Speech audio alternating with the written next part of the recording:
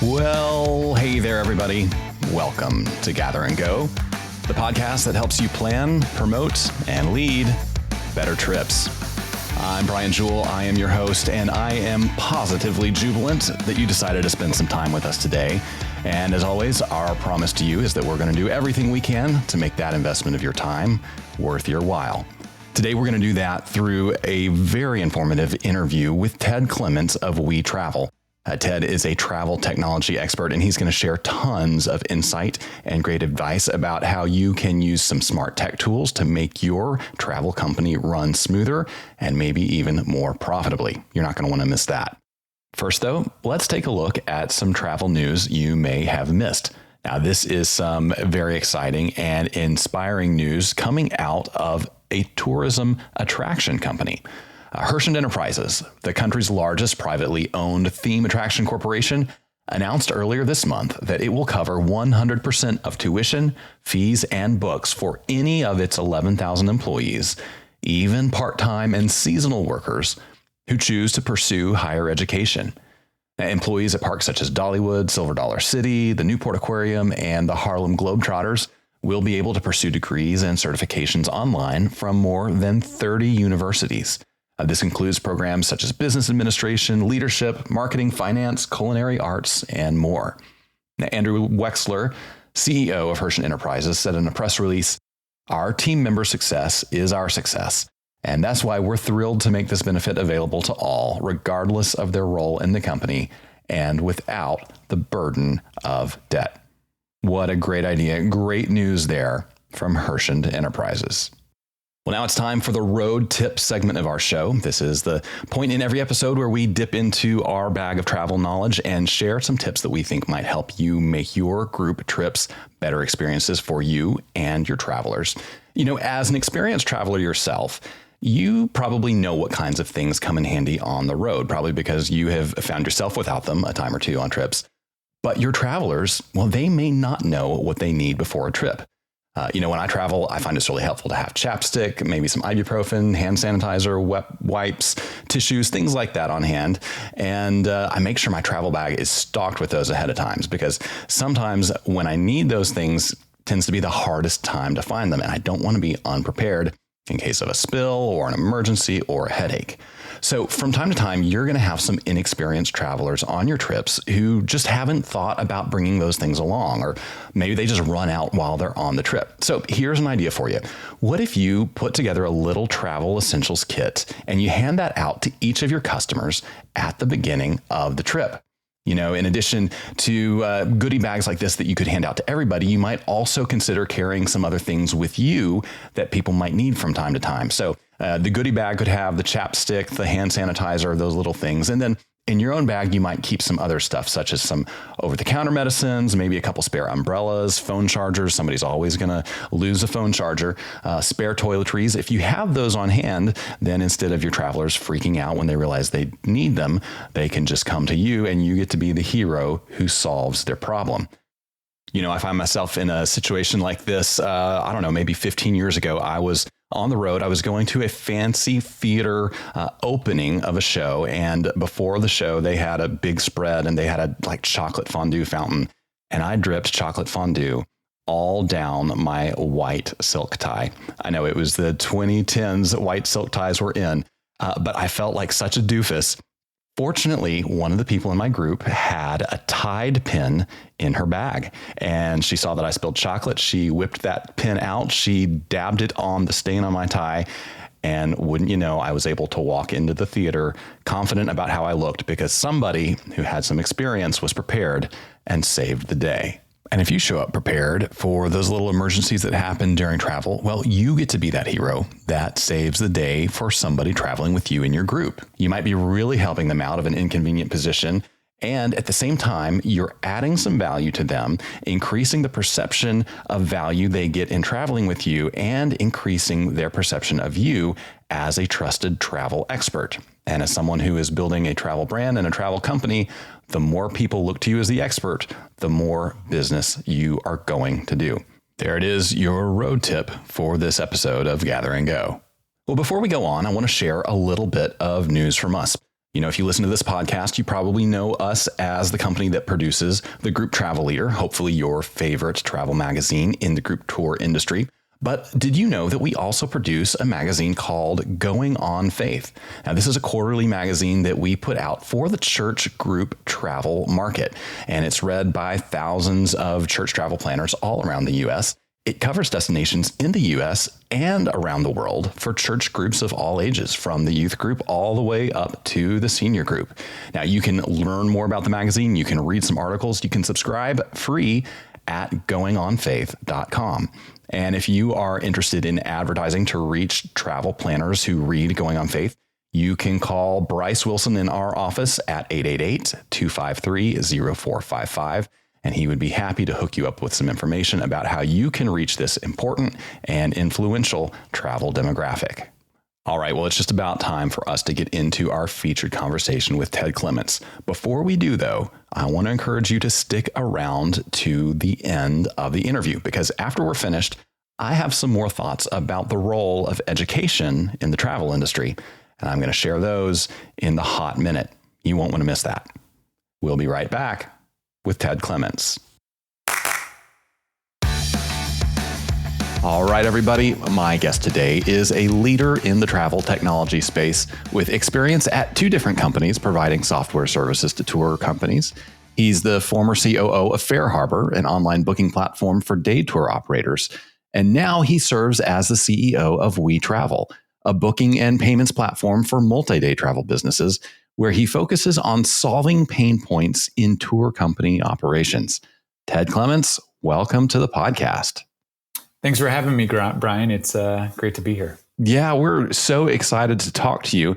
I want to start with the origin story, as it were, of the platform you're working on now, WeTravel. And I know that you are not the founder, but you're close to the founder. So I would love for you to kind of tell us that story, because it's a story that actually starts right in the middle of a actual working tour business, right? Yeah, absolutely. And I think that's one of the things that makes WeTravel unique. It's certainly a business that I've been following over the last couple of years as the trajectory has just gone up and up. But the origin story is a fun one. The idea actually came to Johannes, one of the co-founders, when he was organizing trips in Central Asia for Doctors Without Borders. So organizing trips in Central Asia, you can imagine all the different pain points when it comes to coordinating with travelers across time zones, sending emails, planning itineraries, collecting payments in different currencies, processing refunds.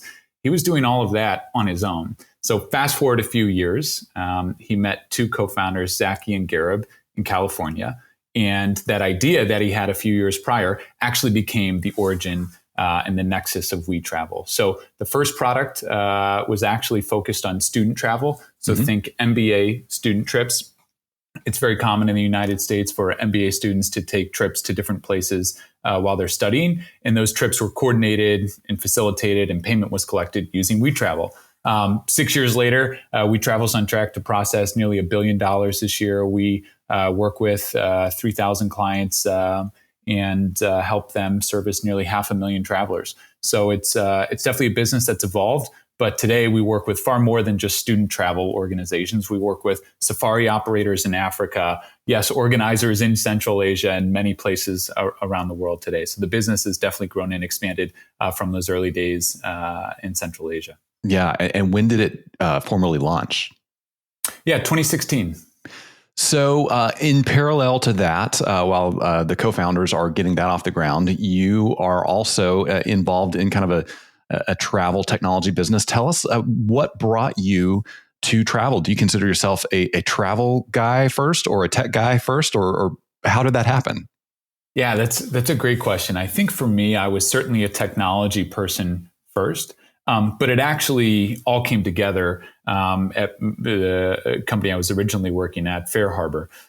So when you think about it, what many of these SaaS or travel tech platforms hope to do is solve problems for many small and mid-sized businesses that have been overlooked by many of the enterprise software companies that initially took hold in the earlier part of the 2010s. So for me, it was definitely, I was a technology person first. I found FareHarbor. I started as one of the first mainland United States account executives working with businesses, configuring their setup so that they could be successful and really bring them online, right? Gone were the days of collecting checks and cash, and now it was APIs and automated emails and dynamic pricing. And so allowing all of these different businesses to really come online in advance was a key part of the role at Fair Harbor. And WeTravel was doing many of the same things around that same time as well. Now, I think I can sort of visualize some of our listeners' heads already spinning over some of the tech terms that we've been dropping, like APIs or SaaS. We'll define some of those as we go. SaaS is SaaS, right? Software as a service is all that stands for. Yes, correct. Yeah. So, and that kind of brings me to what I think is a really interesting dynamic in 2023, because travel in the end is a very analog product. Right. I mean, nobody's really doing VR travel, virtual reality, digital travel. I mean, in the end, the product that a tour company is delivering is completely analog, completely physical, experiential. And many people who have been working in travel a long time started with analog systems. It was written out tickets. It was, slips of paper. It was sign up sheets. They might have some things in an Excel on their hard drive. What do you think the relationship should be in the age we live in now between a very analog experiential end product like a travel experience and the business that runs it and the digital tools that could be used to run it? Where is the balance in that? Yeah, that's a great question. And the balance, I think, varies by the different type of business. So, for example, if you run a very customized tour offering, that's not the same thing as a museum ticket, right? And the booking experience, the payment experience, the interaction with the supplier or the person that's actually running the tour will vary significantly. So I think when it comes down to it, the balance is really one that each tour operator is finding on their own. But at the crux of it, as you mentioned, consumers in this day and age are expecting things to work. So, we're all used to booking on, booking our flights and booking our hotels. Well, tours and activities is really no different these days. People just want things to work. They want updated pricing. They want real-time availability. They want that sleek e-commerce experience that companies like Amazon have been offering for over a decade now. So allowing that e-commerce experience and making it easy for all of these bookers to book online, I think is a key part of the process and bringing that to the forefront. Yeah. So I'm interested to know whether you have thoughts on this or maybe even some data. I think of a 25-year-old certainly wanting to book that travel experience online. The idea for a Gen Z traveler that they would have to pick up the phone and call somebody or mail a check to book a travel experience is just completely foreign. What about that 55 plus traveler, the retired traveler? Are they still more analog and physical, or do they kind of have that same level of expectation about a streamlined payment experience?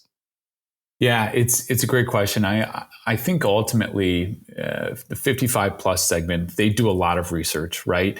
Many of these trips end up being bucket list trips they've been dreaming about for decades, whether it's a cruise in Alaska, safari in Africa. They really want to make sure the experience is a great one. Now, in these days, all of that research tends to happen online. Gone are the days of maybe going to your AAA travel agent, sending away for many brochures. To be clear, many people still do that. But I think when research and the discovery process originates online, those are the types of consumers that tend to expect sleek payment options. And it's not just paying with a credit card. It might be the ability to split payment between you and another couple that's going on the package trip together. It might be wanting to pay in installments. It might be paying part of your balance with an ACH, with a bank transfer, and the remainder upon arrival with a credit card. So I think that the way that people pay for these experiences, will ultimately change over time. But the bottom line is that when research is happening online, when you're looking at reviews and looking at different websites and browsing, it's more likely that I think the payments will in turn follow online as well. Yeah, that's interesting. You mentioned some things that I frankly hadn't thought of. Splitting payments, paying with different payment methods. I remember the days when you would go to a restaurant here in the United States, and if you didn't ask at just the right time during your dining experience, the server would not be able to split the bill. They would just bring you one big, you could be there with 20 people and they'd bring you one big list. And then it becomes a whole mess with all your friends trying to figure out who's got cash and who's got a card and who owes what. And so I feel like there are certainly sectors of the consumer industry that have figured out things like split payments. I don't hear a lot about that in travel. Is that something that you think there is a demand for, and that you guys are kind of like actively providing those services?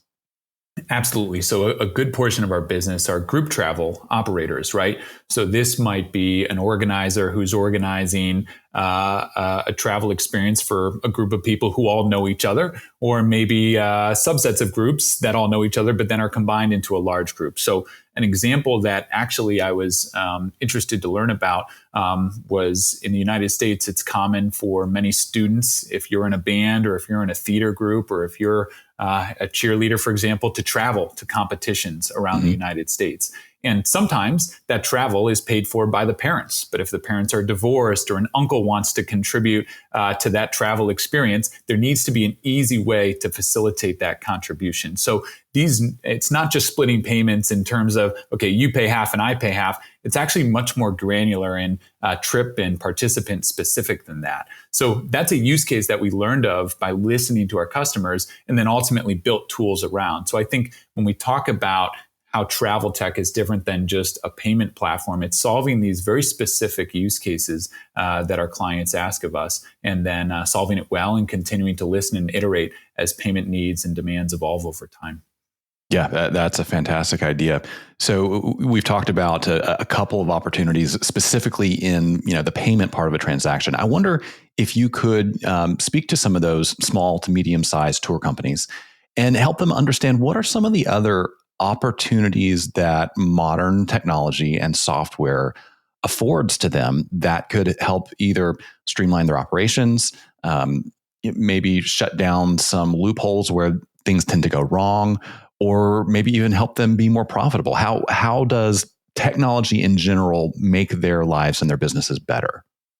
Yeah, that's a great question. I think about this in a couple of different ways, but I think one of the key things is automation, right? If you're able to automate a lot of the manual processes that you're currently doing in the back office today, ultimately that frees more time for you to develop and plan and lead incredible experiences for your guests. You can spend more time thinking about how can we plan this trip so that everyone has a fantastic time, and less time thinking about how do I respond to 12 emails and manually send out payment plans and do my accounting and connecting it to my payments and my bank account and everything like that. So I think ultimately automation is a key piece of this. And then a second part is actually personalization. If you're able to collect information from your guests and organize that all in one location, you're able to hopefully either personalize the booking experience a little bit for those different guests, whether that's customizing a package and doing that in a way that is streamlined for both ends, both parties of the transaction. But you're also able to collect information about that guest during the booking process that then you can then use to, just to have an incredible experience when they're there with you in person. So I think about it in terms of automation and personalization. To talk specifics, WeTravel and many other platforms connect to a variety of different tools that can make your life easier. So that might be connecting your email system to your booking platform. That might be connecting your accounting system to your booking platform. And companies like WeTravel provide these services so that hopefully you can, reduce that administrative time in the back office that you're spending. Yeah, that's great. I want to talk more about some of those automation opportunities. But when you mentioned personalization, it made me wonder to what extent travelers want to feel like every part of their buying experience and traveling experience is personal versus automated. Because, when I subscribe to a major, to Disney Plus online, I have zero expectation that any human at the Disney Corporation had anything to do with that transaction, that they are, there to serve me, that they're looking at my data. I don't expect that. I expect that to be fully automated. But travel is so personal. How do you strike that balance between technology that is very automated and yet making people feel like they had some sort of personal touch and not that they are doing business with a faceless corporation like with a streaming service? Yeah, no, it's a really good question, and I think it ultimately again comes down to the type of tour offering that you have, and a lot of these group tours, these multi-day travel experiences. I think for some people, what they really want to do is get on a motor coach bus and travel around, and many motor coach buses pass by many monuments and museums all day. I live in Amsterdam; I see them pass by. But I think even for those types of experiences and many others, if we're able to customize, okay, I'm really interested in these museums. I'm really interested in sitting in this seat so I can have this view of XYZ monument as we pass by. That's the level of personalization that I think technology enables, both in the booking process and then in the experience itself. Many of these group tours today, they have apps and different itinerary planners so that during the experience, you're actually able to connect with different travelers. You're able to learn about the history of different museums and monuments as you pass by. So I think technology is enabling a more personalized experience where you can customize your trip, but then it's also enabling a more personalized experience when you're on your trip as well. Yeah. So a lot of our listeners are people that own small to medium tour companies or operate them. And, the paradigm in group travel for a long time was that there is one itinerary. Yep. And everybody basically does the same things. And maybe we'll have some options along the way. But, when I first started in the business, that option was something that you only found out about once you were on the ground. Right. So the tour director might say, hey, this morning we've got an opportunity to go hot air ballooning if you want to. It's an extra $400. And he had the physical credit card swiper thing, the chunk, yep. The knuckle buster. Sure. Yeah, exactly. So, and I think a lot of people, they might be very comfortable with the idea of customizing an itinerary for a group, but they still are working on this paradigm of one itinerary for that motor coach or for that group.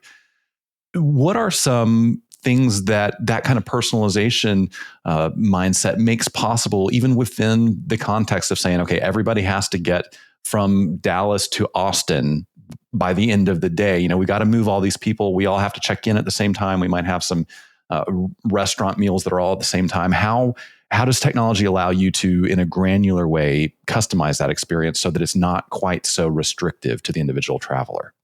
Yeah, I think about actually a trip I took recently as a great example of this. So we took, I guess, what you would call a genealogy trip. We went back to my wife's grandparents' hometown, a small town in Italy.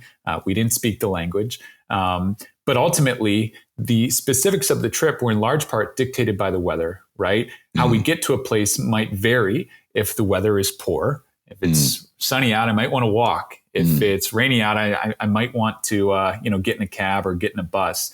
If it's a flat terrain between point A and point B, I might want to bike. So I think enabling customization in that on-the-ground decision-making and affording that flexibility, consumers are starting to expect that, to be honest. I think people are choosing trips intentionally when they know that they can, on the whim, kind of make a decision about what they're going to do that day to some extent and personalize things. So, this is the era where in COVID, so many people were ordering food delivery, grocery delivery for the first time. They could make the decision about what they wanted for dinner 30 minutes before they ate it. And I think travel, especially some of these large group expeditions, you're starting to see some of those same behaviors on the trips themselves. They'll say, yeah, well, I don't really know if I'm up for going to the beach today or going on that hot air balloon ride, but what else is around here? And if you can provide the technology and the resources so that many of the bookers and the participants can identify those additional add-ons and book themselves right into it, I think that level of personalization will ultimately create a better experience. Yeah. So I'm, again, sort of visualizing some of our listeners who are saying, I would love to offer that. I agree with everything you're saying.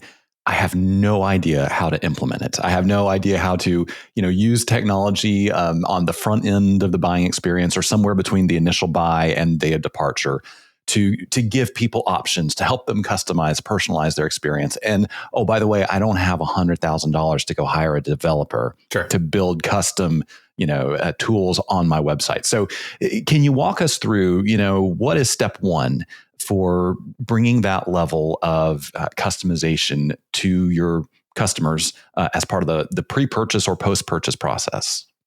Yeah. So I think step one is after somebody books with you or when they're thinking about booking with you, make it clear that you have different options available. At the same time, you don't want to overwhelm your bookers with too many options, because then decision fatigue or choice fatigue sets in, and they'll want to research every single option that you've made available, and perhaps they'll end up not choosing any because they're overwhelmed. So you need to be really thoughtful about who your audience is, right? I think in the example you gave about the hot air balloon ride, right? Know your demographic. If these are young people versus elderly people, if these are families, if this is accessible travel, right? You want to make sure that you're catering the different options to the people that generally book with you. So I think that's step number one. And then step number two, there are actually a good number of tools that allow you to either put an itinerary together that's dynamic, that you can change. So then a daily email arrives in the inbox of all of the people on the trip with you saying, here are the different things that you can book for today. There are different itinerary planners that allow you to create group text message threads, right? Depending on the tech literacy of your clientele, I think that also will dictate which technology solutions you'll want to consider when kind of organizing or operating a group travel experience. Yeah. So if I am the tour company owner, how tech literate do I need to be? How much comfort do I need to have with code or APIs, like you mentioned? I mean, do I need to know any of that? Or are these tools pretty easy to use for someone with a very low level of expertise? Yeah, I think they're generally very easy to use. WeTravel integrates with many of them. Many other platforms do as well. And frankly, the reason that they're so easy is we don't want these tour operators to have to spend time thinking about DevOps, thinking about APIs. We want them to spend time, as I mentioned, thinking about how to create an exceptional experience for their guests. So let us and let some of the other businesses that offer software as a service products do the heavy lifting on those technology solutions. And then hopefully you're able to implement them with zero coding expertise needed. Yeah. So let's get into automation in just a little more detail. Sure. Again, you can go hire your own engineers, consultants, or whatever to build something custom that might be amazing. It's going to cost you a ton of money. And 2 years from now, it won't work anymore, because technology has changed and the world has moved on. So what does automation mean? When you talk about automation, what does that mean? What sorts of things are you able to automate? And what are the key tools for doing that, again, are accessible to a business owner? Yeah, so I think the easiest tools to use and some of the easiest tasks to automate, or I should say that differently. Some of the easiest things to automate are the repetitive tasks that you do on a regular basis. So think about your daily workflow, not to be too programmatic in my language, but if this, then that. So if I receive a deposit, then I send an email with an itinerary. That's something that can easily be automated using a tool like WeTravel. But you might have other complications. If I receive a deposit, then I need to update my general ledger in my accounting software. So a great tool that exists is called Zapier, and it allows you to basically put in some of these if-then statements and other very, very simple and straightforward automation rule sets so that you can move data from one place to another. You can send emails, you can send texts, you can set reminders, and ultimately automate many of those repetitive tasks that are likely happening in the back end. So I'll give you an example. These are simple improvements in our product that we're excited to launch this year. But the time that you receive an email as a participant is actually important. So Brian, let's say that you're in New York and I'm in Amsterdam. If I want to if I'm a tour operator and I want to send my guest an email saying, hey, you owe me an additional $500 for the trip that you're going to take a few months from now, it's actually best if that email arrives and not when I'm sleeping, right? Maybe right when I wake up or during my afternoon. So figuring out the participant time zone, these different ways that you can personalize that interaction and automate things can ultimately lead you to have to do less follow-up. If I receive the email asking for payment while I'm awake, have my phone, have my computer in front of me, I'm more likely to pay that invoice. And so these are the types of things that these automation tools like Zapier can make happen. Yeah, that's great. And that's actually a tool that we use here. We're really familiar with. So it's not just for travel people. To be transparent, every time I post an episode of the podcast, that automation tool sends it out on all the social channels and does a lot of the heavy lifting. So I don't have to go from Facebook to LinkedIn to Twitter and to the company profile to my personal profile. I mean, it's a huge time savings, and it's really built to almost integrate anything with anything, right? I mean, as long as a piece of software has an API, which is basically just a way that software can talk to another software, as long as it has an open API, it can pretty much integrate with Zapier. Is that correct? Yeah, I know you're absolutely correct. And Brian, I think you touched on a good point. Marketing and how you market is actually a great place for many tour businesses to start when it comes to automation, especially their social channels, their email marketing lists. These are things that are very easy to set up in a way that you just described, where you do less work, yet you're still expanding your reach on different platforms. And I think ultimately, hopefully, that will lead to, in your case, more listeners, more viewers, more subscribers, but in the tour operator's case, more bookings. Yeah, for sure. So in that same vein, I feel like there are so many tech platforms that a modern tour business owner has to manage these days. We've talked about your ledger. We've talked about your payments. You might have an inventory management system. You got your payables and receivables. You've got, if you own a motor coach, you might have equipment dispatch or equipment maintenance software, staffing software. So, I mean, is this just one more piece of software to keep track of? Is it one more password to remember? Convince me that doing the work of joining with a payments processor, an automator like Zapier, convince me that it's going to be worth my time and the hassle, because there is a little bit of a learning curve up front. Yeah, absolutely. I think the value proposition of something like WeTravel or some other offerings that are out there is actually quite simple. We're going to save you money and we're going to grow your business. We're going to grow your business because ultimately, by using a tool like WeTravel, you'll receive more bookings because the booking experience will be seamless. Your guests will be thrilled. When we talked earlier today about the expectations of consumers wanting that professional e-commerce-like experience when they're making a reservation or paying for their experience, I think that's true. So by joining a payment platform, you're professionalizing your offering in a way that I think is often overlooked. And ultimately can help you grow your business. And of course, saving money is a part of it. It's not just low processing rates, but that's also saving you time, as we've talked about. Make sure that if you're evaluating a tool, that it does integrate with the different systems that you offer. Ask for integration help so that you can truly get configured and set up in a way that saves you time. And it isn't just another password, but instead it's an enabler that saves you time. Yeah, that's a great tip. The entire tourism industry is in probably the third year now of an ongoing labor shortage. And I'm curious if you have seen ways that automation, smart deployment of technology has helped travel companies kind of soften the blow of that labor shortage so they can get more done with fewer people. Yeah, I think a big one here is to acknowledge that a tour is not the same if you don't have a great tour guide. So obviously the labor shortage is certainly impacting many tour businesses around the world. But if you are able to, I would continue to suggest to every operator to continue to invest in great guides, incredible training for those guides. If you're an owner operator, make sure that you're spending time thinking about how you can make your experience a phenomenal one. But then ultimately, when it comes to how to handle maybe labor shortages and things, there are a variety of different online platforms like Fiverr that can allow you to do simple tasks, outsource them to folks in different places around the world who might be able to do them a little faster than you. That's one tip. But then also looking at your daily routine and thinking, what in this routine can I automate? What in this routine can I stop doing and it will not impact the customer experience? I think that's where you start. Think about the things that you do on a daily basis that do not have a positive impact or do have no impact at all on the customer experience, and try and figure out how you can either stop doing those or automate those tasks. And tools like we talked about, Zapier and others, can really make that happen. So I think that's ultimately where you start. And hopefully over time, the staffing shortage will subside. People will be able to, find great guides and the great back office staff that they need to run. But I will say that we've chatted with many tour operators that, they were short staffed, but then they implemented some of these automation tools and now they don't feel they need to hire anyone back.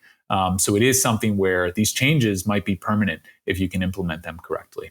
Yeah, that's great news. I wonder if I could put you on the spot and ask if you can think of some things that maybe some executive level people in tour companies are doing on a day-to-day basis that perhaps isn't the best use of their time and that automation could really help them with. Oh, absolutely. So I think an easy one in the booking process, there are often a lot of questions that guests or bookers ask. So it sounds silly, but a simple FAQ page can go a long way. But a step above that would be a chatbot, something that can dynamically answer questions in a way that feels personal, in a way that is customized to your business. And I think you can make it kind of your own brand. If you're customizing answers to be a little spunky or a little creative, if that's who you are as a tour operator, then that fits and that feels personalized and can really go a long way to not feeling like it's just another chatbot on a website. So I'd encourage folks to consider those different tools.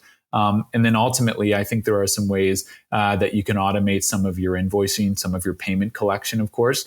Those are tasks that you should be able to set automated reminders for people. You should be able to have automated emails going out to guests, reminding them of what they need to bring, et cetera. And hopefully you're not manually sending emails that aren't on a scheduled system yet.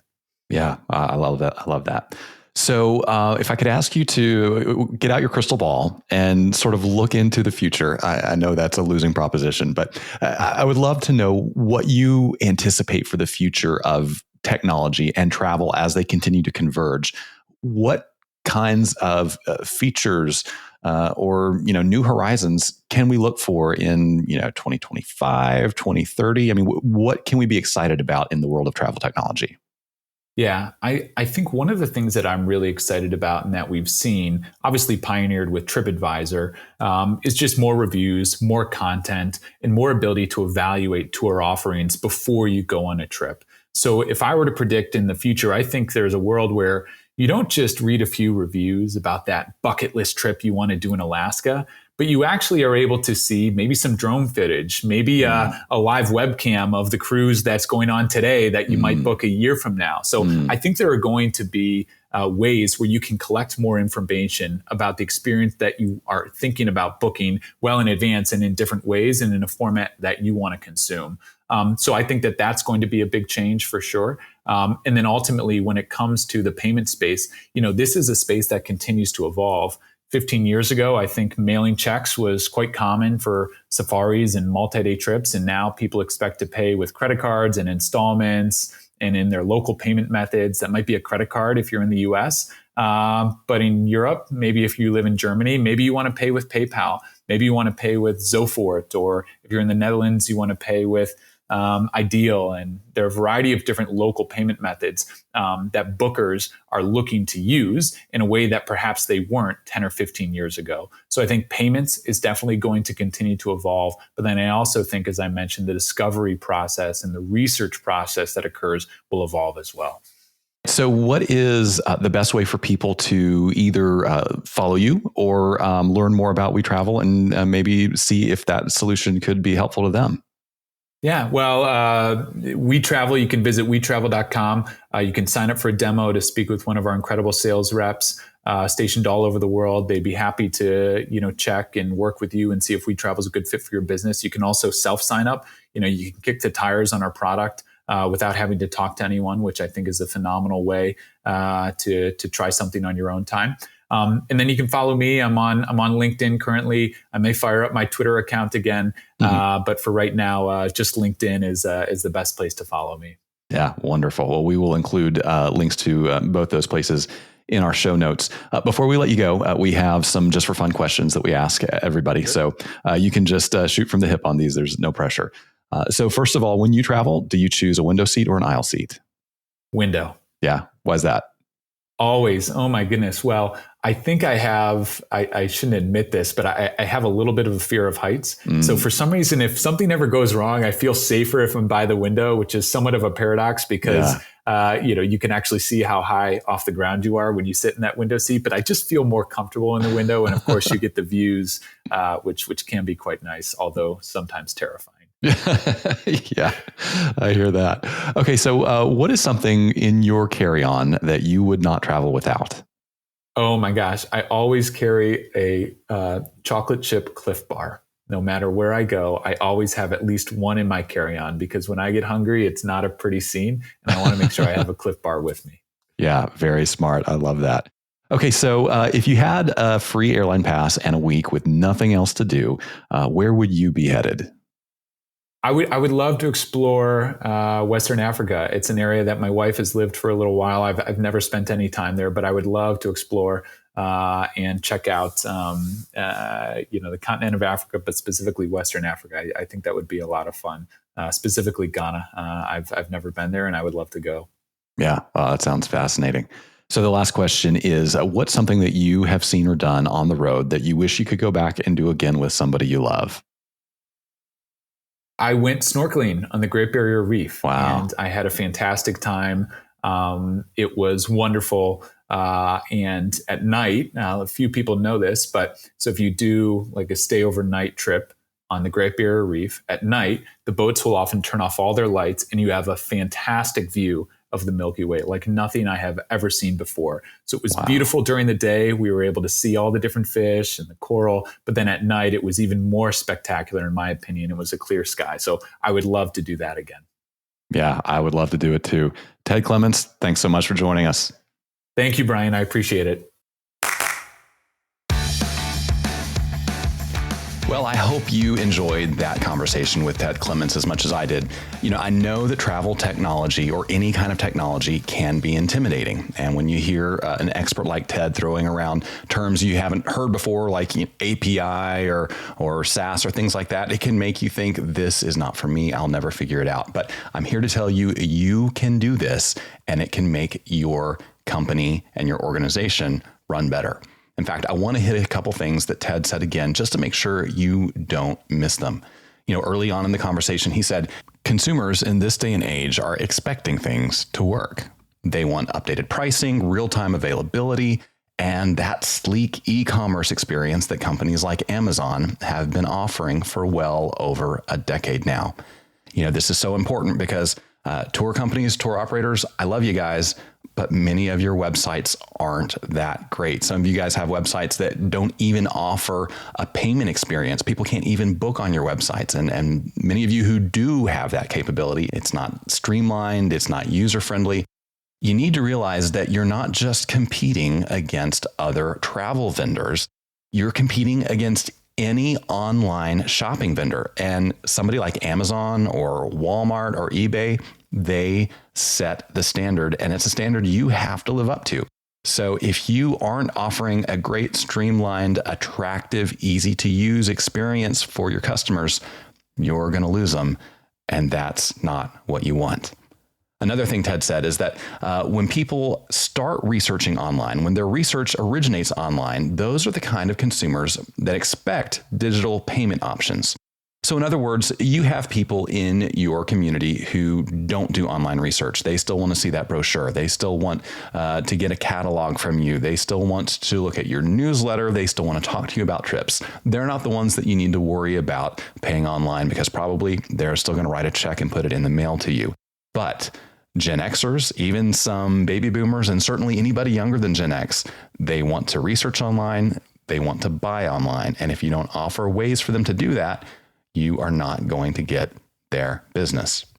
Ted also talked about on-the-ground customization, which is something I frankly don't see enough of in group travel. He said consumers are starting to expect that personalization. He said people are choosing trips intentionally when they know they can decide on a whim what they're going to do that day and personalize things. This can be difficult for people who came up in the traditional group tour industry where they always had one itinerary that everybody followed. But I have seen companies offer awesome personalization options throughout their tours, and their customers love it. So it takes a little bit of work. It takes some creativity. It may take a couple of tech tools you don't have now. But if you are willing to do the work to roll that out for your customers, they are going to love it. And you might find that you're actually making more revenue because you were able to sell some more optional things that you weren't selling before. Now, when talking about how technology can make your business better, Ted said that if you're able to automate some of the processes that you're doing in the back office today, that ultimately creates more time for you to plan and think about how to deliver incredible experiences for your guests. And I love this as the focus of an automation and technology conversation, because it's not just about time savings. It's not just about money savings. It's not just about streamlining your operations. It's really about empowering you to do what you love, which is to create those amazing travel experiences and deliver them to your guests. And the less time you have to spend doing busy work, sending the same email over and over, scheduling things, keeping track of payments, the more time you can spend finding that next awesome travel experience and packaging it for your customers. Great stuff there from Ted Clements. So in our travel news segment today, we talked about how Herschend Entertainment is providing free education opportunities for its employees. And thinking about that got me pondering the role of education in travel in general. I have some thoughts about how we are using education and how we're not using education that I think are worth talking about. And that is the topic of today's Hot Minute. Yeah, that's right. The Hot Minute is the portion of every show where I take 60 seconds to give you my unfiltered views on issues impacting tourism every day. So let's put 60 seconds on the clock and get into it. Okay, in general, our industry is putting too much emphasis on traditional college education. Now, don't get me wrong, I'm a big believer in education. I've got a 4-year degree, but I also believe that education should be useful and meaningful, and too often it's not.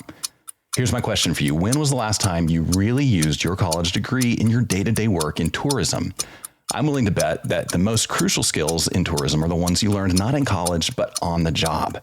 And this is a problem because there are way too many students borrowing way too much money to go to college because they're convinced that it's the only path to a prosperous future.